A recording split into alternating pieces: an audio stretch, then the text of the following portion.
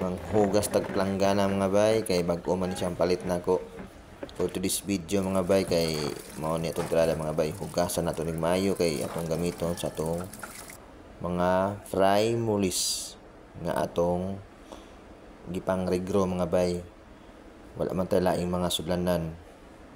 Mao nang nagpalit ko og duha ka planggana para pang regro sa akong mga fry. O nara sila sa ilalom mga bay kay para dili pod gubutan awon, para hanay lang. Manang sa ilalom na ako sila gibutang.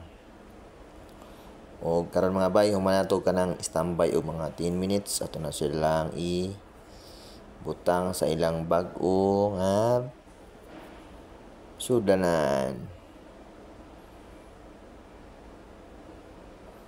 O diri na po sa pikas mga bay, duha ni sa kaplanggana mga bay kay wala na ko sila giusa sa isa ka sudlanan kay para ma-monitor na ko sila kay lahi mas lag parents mga bay. O mao na ni karon mga bay, at least luag na ilang languyan mga bay. O magsilig na po tag mga ayos dili mga bay. O mora to mga bay, happy fish keeping.